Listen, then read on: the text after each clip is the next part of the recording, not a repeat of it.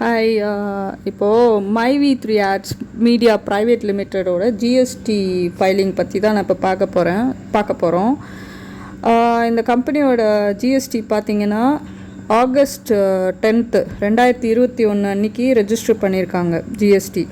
GST number பார்க்கலாம். 33AA0 OCM 7381 F1ZZ7 இதான் அவங்களோட ஜிஎஸ்டி நம்பர்.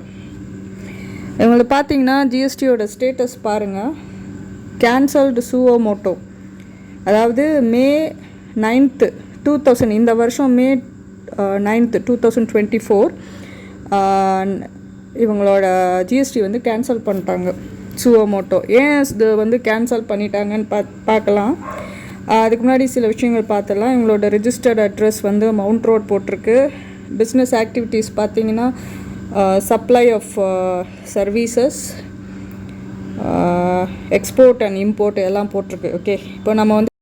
இப்போ வந்து இதெல்லாம் வந்து என்னென்ன சர்வீசஸ் பண்ணுறாங்க, ஜிஎஸ்டி எதுலெல்லாம் அவங்க ப்ராடக்ட்ஸு, என்னென்ன எடிபிள் ப்ராடக்ட்ஸு, காஸ்மெட்டிக்கு, அப்புறம் வந்து இதெல்லாம் news agency, broadcast agency, advertising services, என்னென்ன சர்வீஸ் பண்ணுறாங்க, என்னென்ன ப்ராடக்ட்ஸ் இது பண்ணுறாங்கன்னு எல்லாத்தையும் போட்டிருக்காங்க இதில்.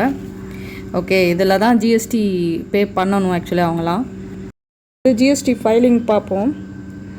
ஜிஎஸ்டி ஃபைலிங் பார்த்திங்கன்னா அந்த ஃபைலிங் டேபிள் அவங்க எதெல்லாம் ஃபைல் பண்ணியிருக்காங்கன்னு பாருங்கள். 2021 தானே அவங்க ரெஜிஸ்டர் பண்ணாங்க, ஆகஸ்ட் 10. ஸோ இவங்க பார்த்திங்கன்னா ஆகஸ்ட்லேருந்து ஆகஸ்ட் 2021 மார்ச் 2022 வரைக்கும் ஃபஸ்ட்டு இதில் ரெஜிஸ்டர் பண்ணிட்டாங்க, ஃபைலிங் பண்ணிட்டாங்க, ஜிஎஸ்டி ஃபைலிங் பண்ணிட்டாங்க. அதுக்கப்புறம் பாருங்கள் 2022 23 அப்படின்னா ஏப்ரல் 2022 வரும். ஏப்ரல் மாதத்துலேருந்து ஜூன் மாதம் வரைக்கும் ஒழுங்காக ஃபைல் பண்ணியிருக்காங்க. அதுக்கப்புறம் ஜூலைலேருந்து பார்த்திங்கன்னா பிப்ரவரி 2023 தான் அவங்க ஃபைல் பண்ணியிருப்பாங்க. ஜான்வரி 2023 வரைக்கும் தான் அவங்க ஜிஎஸ்டி ஃபைல் பண்ணியிருக்கிறாங்க. அது கூட இந்த 5-6 மாதமா எவ்வளோ மாதம் வருது, ஜூலை 2022 ஜான்வரி 2023 வரைக்கும், பிப்ரவரி மாதம் 2023 தான் அவங்க ஃபைல் பண்ணியிருக்காங்க. இதான் அவங்களோட கடைசி ஃபைலிங்கு. ஜான்வரி 2023 வரைக்கும் தான் அவங்க ஜிஎஸ்டி ஃபைல் பண்ணியிருக்காங்க. அவங்களது பார்த்திங்கன்னா இப்போது 2023 24 பார்ப்போம். இப்போ கொஞ்ச நேரத்தில் இது ஃபஸ்ட்டு நீங்கள் பார்த்துருங்க இந்த என்ன ஃபைலிங் பண்ணியிருக்காங்கன்னு. உங்களுக்காக தான் அது ரெக்கார்ட் பண்ணி கொடுக்குறேன். 2023 2024 பார்ப்போம். இதில் வந்து எந்த ஒரு ரெக்கார்டும் இல்லை, ஸோ ஃபைல் பண்ணலை. ஸோ 2024 25 அதுவும் எந்த ரெக்கார்டும் நம்மளுக்கு கிடைக்கல. ஸோ இவங்க வந்து 2023 ஜான்வரியோடு முடிச்சிட்டாங்க, ஃபைலிங் பண்ணல இந்த கம்பெனி பேரில். இந்த ஜிஎஸ்டி நம்பர் அப்போவே அவங்க ஏதோ ஒன்றும் ஆடிட்டர் கிடைக்காம இருந்திருக்கலாம், அப்படி இல்லைன்னா வேறு ஏதோ ரீசனுக்காக இவங்க ஜிஎஸ்டி ஃபைலிங் பண்ணாமல் விட்ருக்காங்க. அதனால் இந்த கம்பெனியோட ஜிஎஸ்டி நம்பரை வந்து கேன்சல் பண்ணிட்டாங்க.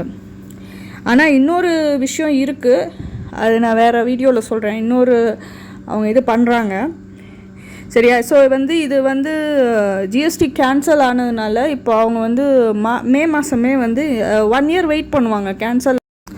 அதாவது ஜிஎஸ்டி நான் ஃபைலிங் பண்ணல அப்படின்னா யூஸ்வலாக வந்து 1 year வெயிட் பண்ணுவாங்க. Minimum 1 year to 2 years wait பண்ணி அதுக்கப்புறம் தான் அவங்க சுவோ மோட்டோவில் கேன்சல் பண்ணுவாங்க. அவங்க நோட்டீஸ் கொடுத்துருவாங்க. நோட்டீஸ் கொடுத்த 20 days 1 month தெரில, அதுக்கப்புறம் அவங்க கேன்சல் பண்ணிவிடுவாங்க. இது வந்து இதை மறுபடியும் அந்த ஜிஎஸ்டி நம்பர் எடுக்கலாம். ஆனால் வந்து அதுக்கு வந்து பெனால்ட்டிஸ், ஏன்னா இவங்க வந்து எதனால் இவங்க ஃபைல் பண்ணியிருக்க முடியாதுன்னு நான் நினைக்கிறேன்னா, இது வந்து சம்டைம்ஸ் அந்த பெனால்ட்டிஸ் போடுவான், லேட் ஃபைலிங் இல்லை இவங்க அந்த ஜிஎஸ்டி கட்டணும் இல்லையா, அதை கட்டாமல் விட்டுட்டாங்க அப்படின்னா என்ன பண்ணுவாங்க, இவங்க வந்து அடுத்த ரிட்டர்ன் வந்து ஃபைல் பண்ண விடாமல் பண்ணிவிடுவாங்க, ஸ்டாப் பண்ணிவிடுவாங்க. ஓகே, ஜிஎஸ்டி வெப் போர்ட்டலில். அப்போ அந்த மாதிரி சுச்சுவேஷனில் ஸ்டாப் பண்ணும்போது இவங்க கண்டினியூஸாக அது வந்து பெனால்ட்டி கட்டினா தான் அவங்கள அலோவே பண்ணும். ஸோ இவங்க பெனால்ட்டி கட்டாமல் விட்டுருப்பாங்க. அதனால் அப்படியே விட்டு அப்படியே கேன்சல் ஆகிடுச்சு இந்த ஜிஎஸ்டி நம்பர். ஆனால் இவங்க வந்து மைவி3 ஆட்ஸ் வந்து மார்க்கெட்டிங், மைவி3 ஆட்ஸ் மார்க்கெட்டிங்னு ஒரு கம்பெனி வச்சுருக்காங்க. அந்த கம்பெனிக்கு வந்து இவங்க இந்த கம்பெனியை வந்து அப்புறமா ஸ்டார்ட் பண்ணி என்ன பண்ணியிருக்காங்க, இது பார்ட்னர்ஷிப் கம்பெனி. ஓகே, பார்ட்னர்ஷிப் கம்பெனின்றதுனால இவங்க வந்து இதில் எத்தனை பார்ட்னர்ஸ் இருக்காங்க எதுவுமே இன்ஃபர்மேஷன் இல்லை. மைவி3 ஆட்ஸ் மீடியா ப்ரைவேட் லிமிடெட்க்கு பார்த்திங்கன்னா 10 டைரக்டர்ஸ் இருக்காங்க. ஆனால் இந்த கம்பெனிக்கு வந்து எத்தனை பார்ட்னர்ஸ் இருக்காங்கன்னு ஒரு இன்ஃபர்மேஷனும் இல்லை. ஏன்னா ஒரு பார்ட்னர்ஷிப் ஃபர்ம் ஸ்டார்ட் பண்ணணுன்னா மினிமம் 2 பார்ட்னர்ஸ் இருக்கணும்.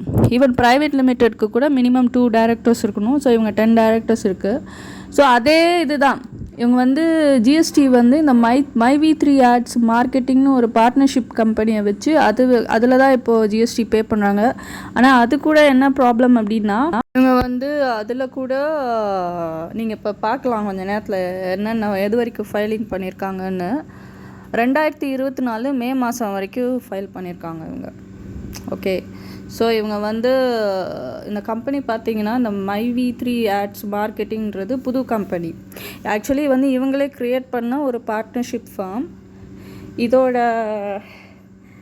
என்ன சொல்கிறது, இது வந்து இவங்க வந்து இப்போது இது மூலமாக தான் இப்போ ஜிஎஸ்டி, ஏன்னா அந்த ஜிஎஸ்டி கேன்சல் பண்ணனால மைவி3 ஆட்ஸ் மார்க்கெட்டிங் மூலமாக இவங்க பண்ணிகிட்ருக்காங்க.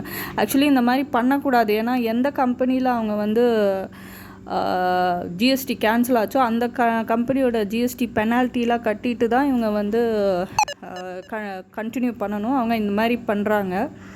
ஸோ அது மெயின் கம்பெனியில் வந்து ஜிஎஸ்டி கிடையாது, கேன்சல் ஆகிடுச்சு.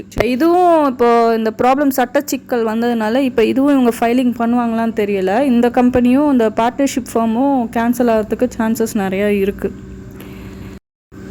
பாருங்கள், இப்போ வந்து 2024 மே மாதத்துலேருந்து இவங்க வந்து ஃபைலிங் பண்ணலை. ஓகே, அதோடு ஸ்டாப் பண்ணிட்டாங்க. அஃப்கோர்ஸ் இது இனிமேல் இப்போ இந்த கம்பெனி ரன் ஆச்சுன்னா மேபி ஃபைலிங் பண்ணுவாங்க. ஆனால் மெயின் கம்பெனி இது கிடையாது இல்லையா. மெயின் கம்பெனி இது வேணும்னே இது மார்க்கெட்டிங்காக ஜிஎஸ்டி, இது வந்து இவங்க செப்பரேட்டாக வச்ச கம்பெனி தான், இது மெயின் கம்பெனி கிடையாது. இது இந்த மைவி3 ஆட்ஸ் மார்க்கெட்டிங் கம்பெனி வந்து 2022 செப்டம்பர் மந்த்து தான் இது இன்கார்பரேட் பண்ணியிருக்காங்க இந்த பார்ட்னர்ஷிப் ஃபார்ம். சரியா, ஆனால் இதில் வந்து யார் யார் பார்ட்னர்ஸ் அப்படின்னு வெளிப்படையாக எதுவுமே சொல்லலை. இது வந்து மெயினாக இது ப்ராடக்ட்ஸில் மெயினாக விற்கிறதுக்காக இது ஒரு தனியாக இவங்களுக்குள்ளேயே கம்பெனி வச்சுருப்பாங்க பாருங்கள். அந்த மாதிரி தான் இவங்க க்ரியேட் பண்ணாமல் தான் தெரியுது.